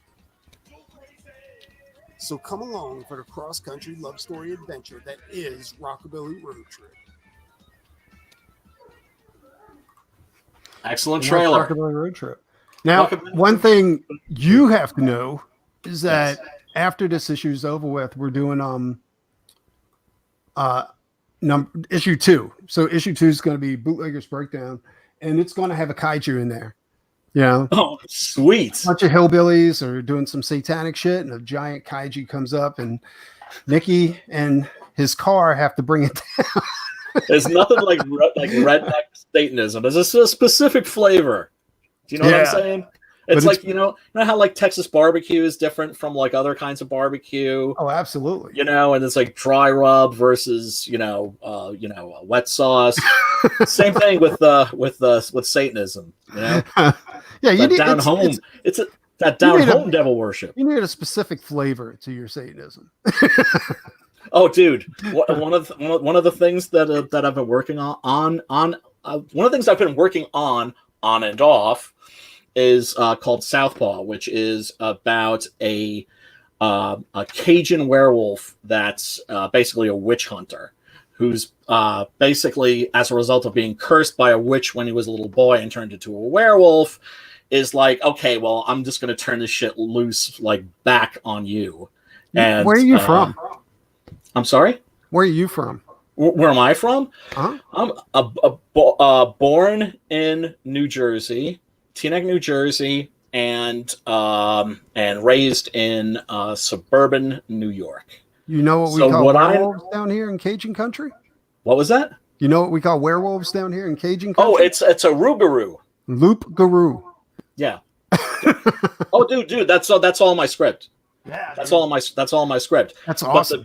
But the Satanists, they're right out of the fucking 1970s, like Race with the Devil, The Devil's Reign, that sort of a thing. In other words, my kind of devil worshippers, we're a monk's cassock and like swing an axe. That's fucking amazing. I like the way your eyes light up when you start talking about Satanism. So you're like, fucking right out of the devil's. Yeah, blah. But then it's like, but it's what I usually do. I like to take a really silly premise and then tell like a really serious story with it. Well, I like that. I like that you're using a loop-garou and you're doing a southern. There was a book out like in the late 90s, I think, or early 2000s, where it was these southern werewolves and they made money by doing murder porn. It would transform into werewolves and rape these chicks, right? What is this? Yeah, it was fucking, what was the name of the book? I'll find out the name and I'll send it to you. But I have a huge erection right now. But that's how they were doing snuff films, and that's how they would go ahead and they would make money, you know. And the head of the pack would go ahead and sick. you know, yeah, it's fucked up, dude. Like they would kidnap these chicks and they would do like this murder porn, you know. That's fucked up. Yeah, that's a great premise. Oh, it was great. I was like that. I mean, it's fucked up, but it really is a great story idea, and it is. That's like I think that's a sign of a good storyteller too. Is you're not shocked by it. You're like, huh? No, I'm horrified by it. I'm horrified by it. Yeah, that's what horror is all about. Absolutely. Right? Yeah, it's about dread and it's about horror, and yeah, sometimes it's about the gross out. You know, sometimes it's about the money shot. You know, I'm gonna have to find the name of that and send it to you, like the name of the book. I think they put out something else where it was. This might be the same company. I'm not positive, but they did one where it was King Arthur versus Dracula. Yeah, that's an interesting idea. Yeah, a book I can recommend to you if you like werewolves is by Stephen Graham Jones. It's called, not Ferals. It's Mongrels, and it's about a family of werewolves, and lycanthropy is an inherited disease. So you know, are we talking novels right now? Yeah, it's a novel. Okay. Yeah, it's basically near dark with werewolves, but it's all about family. And it's a family-friendly werewolf.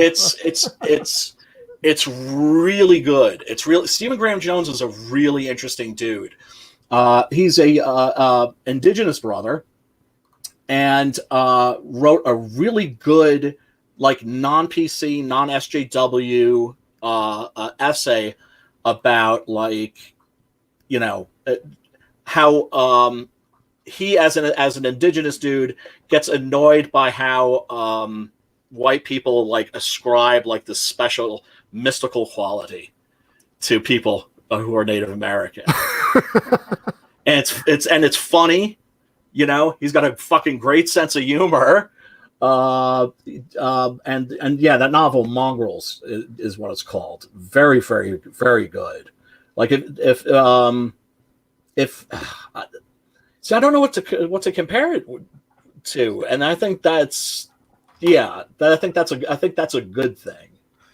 There's a set of novels that you should check out, and it's they're called Breed, and oh my god, dude, it's by Keith C. Blackmore. About what? The set of novels is called Breed, and it's written by Keith C. Blackmore. He did another group of novels called the Mountain Man trilogy. Okay. But oh my god, this Breed series is crazy, dude. It's what's like the dude's name again? Keith C. Blackmore. C. Blackmore. Yeah. Okay. And it's about this old werewolf. He goes crazy, right? He's all nuts and shit. He's one of the survivalists. He lives off the grid, all kinds of crazy shit like that. Mm-hmm. And he's been ignoring his pack. And then they find out that he's been biting dogs, stealing people's dogs and biting them and infecting them with the werewolf infection. Oh, right? Man. And instead of transforming they transform into a breed of werewolf that isn't supposed to. It's an abomination, right? It's like dogs transforming into humans. Right. Yeah. Actually, there's something like that in Mongrels too. Yeah, you got to check it out, dude. It is sick, son. I mean, it's nuts. I just love that idea. I'm so in love with that idea of mixing monsters. You know, there's that great book by R. Chetwynd Hayes called The Monster Club, which is turned into a really. I'm assuming you've seen The Monster Club, right? What's it about? It's about the author R. Chetwynd Hayes. He's walking down the street one day. And he runs into this guy. He's looks like he's ready to collapse and die. And he's help me, I'm hungry. And he's like, okay, I'll help you. And the guy turns out to be a vampire. So he bites him on the neck, drinks some of his blood, but then brings him around and says, hey, you just saved my life. So come and have a drink with me at the Monster Club. And it's an underground club. When was this made? This was made in, I want to say 1980 or 81. It's the last British horror movie from like the era of Hammer, Tygon, and Milton Subotsky. Milton Subotsky is the guy who made all of the anthology movies, like Tales from the Crypt, Vault of Horror, Torture Garden, Asylum. Definitely well worth checking out. Yeah, I'm definitely checking that out. Like, I've been making notes while we're You've been making what? I've been making notes while we've been talking. That's cool. That's cool. Every time you're like, "Hey, you seen this movie?" I'm like, "Nope, but I will." Dude, are you sure you don't want to play the trailer for the live action trailer for Rockabilly Road Trip? We can. Let's see. That's bad, because dude, that's so. I find that thing so fun. Yeah, I got to add that to the pre-campaign just so people can see it. Really, it has almost nothing to do with the comic, except for you get to see the characters come to life. Yeah. It's. I think it's a cool promotional piece. Yeah. You should. And you already got it, so might as well use it. Live action 6-kill gorilla. Oh. I getting the told the idea of hiring a guy to like stand there in a gorilla costume with the poncho and the hat and the guns and everything. That would be freaking awesome. I didn't go there, but you can. All right, here we go.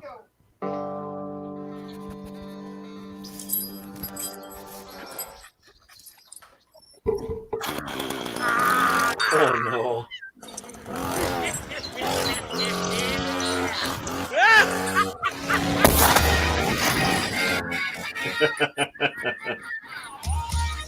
Yeah, boy. That's the writer. I know, it's awesome. I love how he's doing that thing with his hand.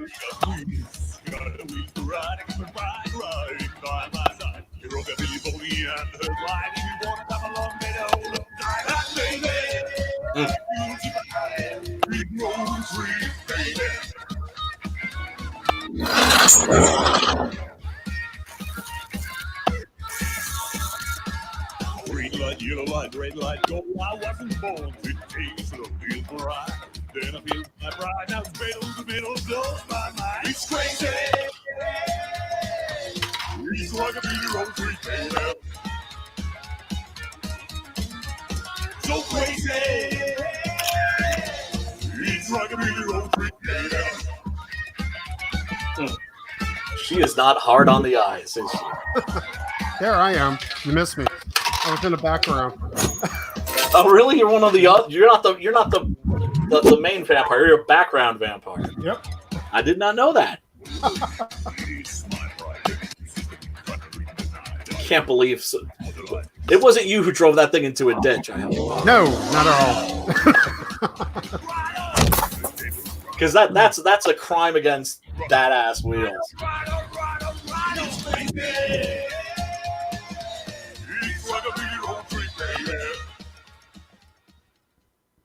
And when are we going to see the campaign for this launch? We're going to be doing it soon. We're going to be doing it in mid-February. We're shooting for something like that. And when are you relaunching Doc Salem?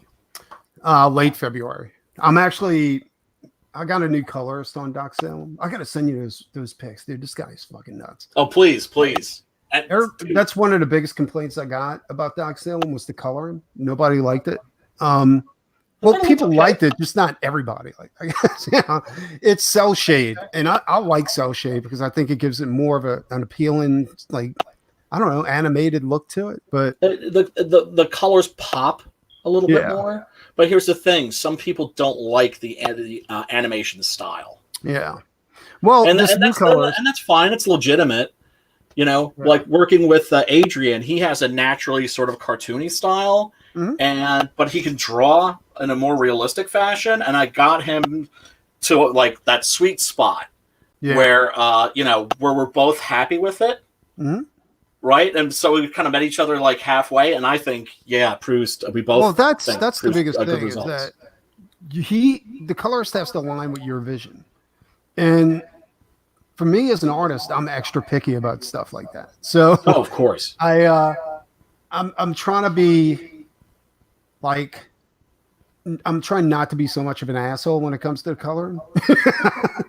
An asshole? Yeah, well, because you're a perfectionist? Yeah, and like I made him redo one page like 3 times because I was like, dude, you're just not that monster. You can't just make the monster all green. You have to break those colors up, you know.